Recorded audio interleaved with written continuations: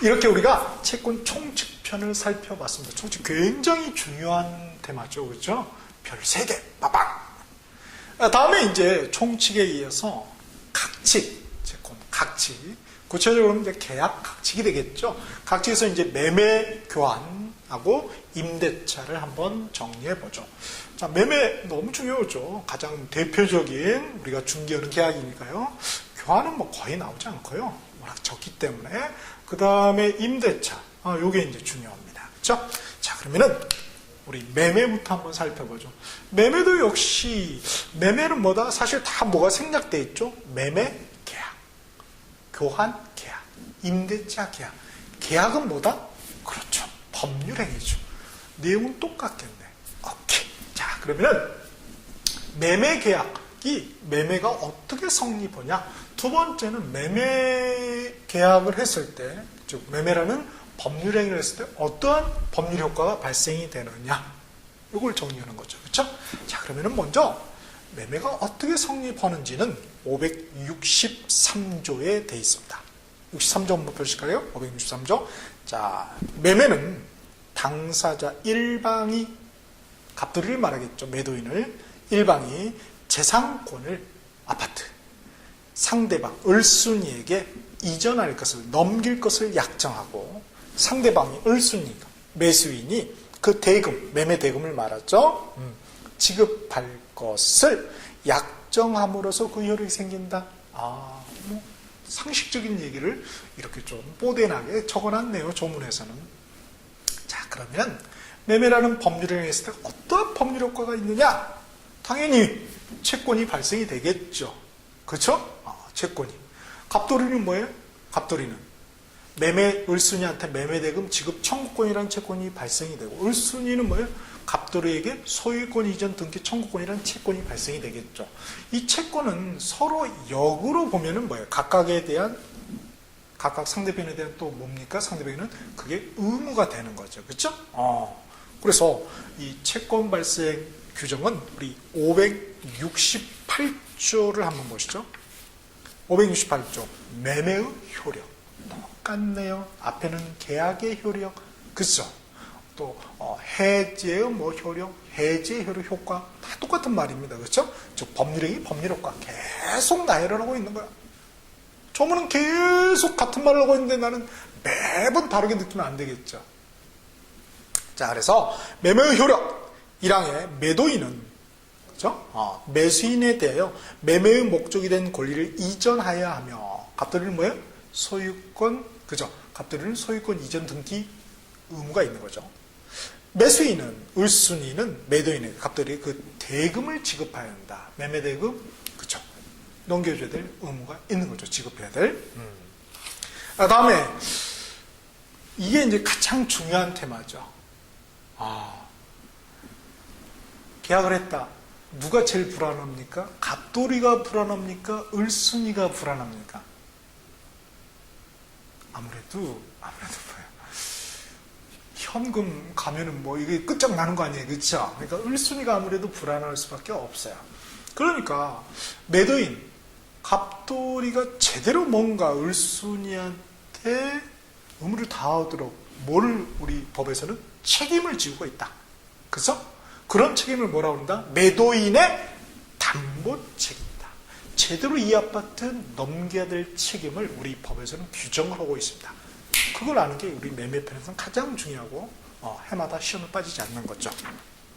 자, 요거는 568조 그 앞에 보시면은 제2강 매매의 효력이 표로 나와 있습니다. 표로 아주 깔끔하게 정리를 해놨어요. 그래서 매도인의 담보 책임 이렇게 되어 있습니다. 담보 책임이 뭐예요? 제대로 넘기는 거다. 제대로 이전하는 거다. 무엇을 이전하느냐? 첫 번째는 뭐야? 소유권이라는 권리가 제대로 넘어가야 되겠죠? 아파트의 소유권. 또 하나는 뭐야? 아파트가 무너지지 않고, 그쵸? 기스나지 않고, 붕괴되지 않고 제대로 넘어가야 되겠죠? 그래서 하나는 권리 하자가 없어야 된다. 그 하자가 있다면 매도인 너가 책임져라 이거죠. 매도인에게 책임을 지우는 방법은 뭐예요? 매수인에게 일정한 권리를 주는 것이 되겠죠. 그럼으로써 책임을 지운다는 거예요. 또 하나는 이제 아파트가 기스나지 않게 넘어가야 된다. 물건이 제대로 넘어가야죠. 물건에 하자가 있으면 안 된다. 만약에 물건에 하자가 있으면 뭐예요? 갑돌이 너 책임져라. 매도인 너가 담보, 그죠? 담보해라. 책임을, 그죠? 자, 그러면은 표를 한번 보죠. 권리하자는 첫 번째가 권리 전부가 타인에게 속해 전부 이전할 수 없는 경우예요. 그렇죠? 갑돌이가 아파트 자기 거가 아닌 것을 을순이한테 팔 수 있나요? 남의 아파트 팔 수 있나요? 있죠. 있죠. 당연히 있죠. 왜? 약속이니까 그냥. 약속이잖아요. 그죠? 실현 가능하면 되잖아요. 오케이. 자기가 뭐 병돌이고 팔아두세요. 자기가 병돌이한테 넘겨받아서 이렇게 넘기면 되니까 문제 없는 거죠. 그거는 갑돌이가 알아서 할 일이라는 거야. 오케이? 그런데 나중에 못 넘겨버린 거야. 그럼 뭐예요? 권리 전부가 타인에게, 병돌에게 속해서 전부 이전할 수 없는 경우죠. 그랬을 때 이 을순이, 매수인을 어떻게 보호한다? 매수인한테 권리를 줘요. 뭘 줍니까? 해제권하고 손해배상 청구권을 줘요. 계약을 깨야 되죠. 어차피 못 넘길 거면 깨야지. 해제권. 그 다음에 손해배상 청구할 수 있죠. 그렇죠? 그럼으로써 이 매수인 을순이를 보호하고 있다는 거예요. 그걸 뭐라고 그런다? 매도인의 담보책임 제도를 하는 거다. 그럼 보세요. 근데 좀 어렵네요. 매수인을, 을순이를 갖다 선의, 악의로 구별을 한다. 선이라는 것은 몰랐다는 거죠. 무엇을? 그 하자가 있다는 것을. 권리 하자. 이 병들을 그런 거 몰랐다. 하나는 하자가 있다, 악의는 뭐예요? 그 하자가 있다는 거 알았다는 거죠. 그렇죠? 그런 거예요. 보니까 선의의 매수인은 다 있는데 악의는 해제권밖에 없네요. 손해배상 청구는 없죠. 왜? 그런 일이 터질 줄 아는 그런 매수인을 보호할 필요는 없다는 거죠. 우리 법에서. 법은 형평성이 중요한 거죠. 오케이? 자, 그래서 이게 570조에 규정이 돼 있어요. 570조에. 그래서 570조 타인 권리의 매매 시 매도인의 담보 책임 나와 있죠. 그래서 전조의 경우에 앞에죠. 569조를 말하죠. 앞전자 앞에 조문의 경우에 매도인이 그 권리를 취득하여 매수인에게 이전할 수 없는 때에는 매수인은, 을순이는 계약을 해지할 수 있다.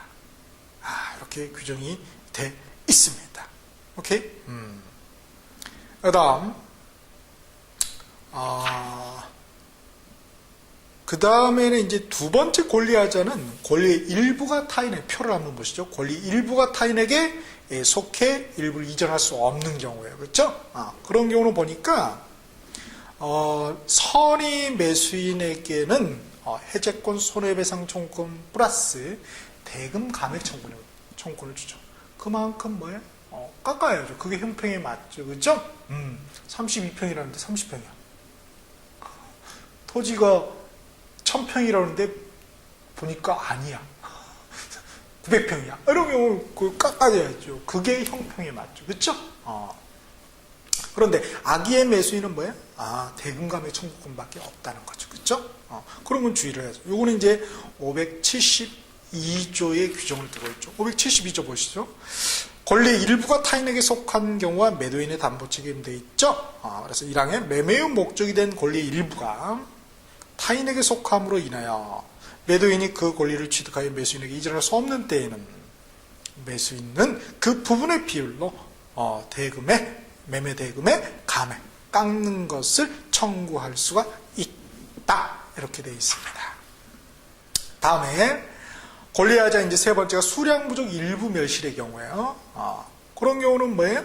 역시 해제권, 손해배상 청구권, 대금 감액 청구권이 있는데 악의는 어떤 권리도 없죠. 악의의 매수인은 그걸 이제 574조에서 규정을 해놓고 있고요. 그래서 574조 한번 읽어보시고 그 다음 네 번째 권리하자가 제한물권이 있어 계약의 목적을 달성할 수 없다. 우리 제한물권은 우리 앞에서 배웠던 뭐죠? 지상권, 지역권? 그렇죠. 유치, 전세권, 유치권, 그다음에 저당권 이런 게 되죠. 그렇죠? 이렇게. 자, 여기서 제한물권. 그래서 표에 나와있죠. 지상권, 지역권, 전세권, 유치권, 질권.